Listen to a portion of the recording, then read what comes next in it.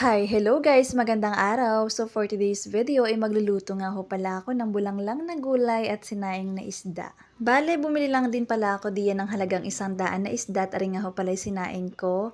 Naglagay lang ako diyan ng suka, bawang at paminta. Nga ho ay pinakuluan ko lang ng ilang minuto at yung patis nga po niya na ilalagay ko nga po pala sa bulanglang para mas masarap nga po yung bulanglang. At pagkatapos ko nga po palang magluto ng sinaing na isda, ay magluluto naman ho ako ng bulanglang at ang una ko nga ho palang ginawa ay nagpakulo nga ho pala ako ng tubig at naglagay po ako diyan ng luya, bawang at sibuyas. Nag-prepare na nga din ho pala ako diyan ng mga sangkap na gagamitin ko sa pagluluto ng bulanglang. Meron nga pong kalabasa, sitaw, okra, kamatis, talong at ari nga pong talbos ng kamote. At nang kumulo na nga ho, ay nilagay ko na nga ho pala diyan aring mga gulay. Ari nga ho palang kalabasa, sitaw, at ari nga ho palang okra. At inilagay ko na nga rin pala aring kamatis at pagkatapos yan nga ho ay apakuluan lang hanggang sa lumambot nga ho pala aring mga gulay. Mga ilang minuto nga din ho pala yung papakuluan hanggang sa lumambot nga ho pala yung mga gulay. At naglagay na nga din ho pala ako diyan na repong asin. Halo-haluin lamang at inilagay ko na nga din ho pala ring talong. At pagkatapos naman nga ho, ari nga hong pampasarap dito at pampalasa ay ari nga hong patis ng sinaing na isda.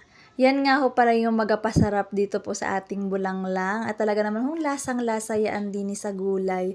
At inilagay ko na nga din pala ring talbos ng kamote. Halo-haluin lamang at inatikman ko din nga ho pala yan kung may lasa na at nagdagdag pa din nga ho ako diyan ng patis. Naglagay din nga ho pala ako diyan ng 3 pirasong kalamansi. At pagkatapos ay halo-haluin lamang at inatikman ko din yan kung ano pa ba yung kulang ay nagadagdag nga ho pala ako. Napakasarap nga ho pala ng mga ganitong luto sa gulay. Ganito din nga ho pala yung mga inaluto namin sa probinsya. Simpleng ulam lamang pero napakasarap talaga. Lalo na nga ho pala pag ahigupin yung sabaw ay talaga naman hong nagalaban yung luya, patis, tapos yun nga hong kalamansi, talaga naman hong napakasarap. At pagkatapos ko naman nga hong magluto, ay nauna na nga ho palang kumain aring asawa ko at aring nga hong anak ko ay inasubuan niya dahil panggabi nga ho pala siya, ay kailangan mo nang kumain bago matulog. Maaga din nga ho pala akong nagaluto at minsan nga ho, aring aking anak ay nahingi na nga din agad ng pagkain. Ay minsan hindi ho agad ako nakakapagluto, kaya ngayon ay inaagahan ko na para pag humingi,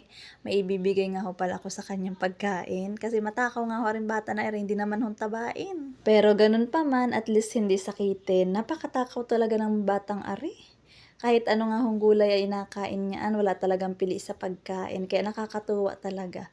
At pagkatapos ko naman nga ho pala diyang maligo, ay ari nga ho, nag-prepare na nga din ho pala ako ng akainin ko. Ay may isang bata na naman nga ho pala ditong nakabantay at gusto na naman nga hong kumain. So ayan nga guys, kumain na kaming dalawa at ang aking pong asawa ay tulog na nung time na yan, kaya nga ho kami dalawa na lamang ni Shania ang kumain. Ang sarap nga hong humigop man din ang sabaw niyaan, talaga naman hong napakasarap ng luto ko, huy.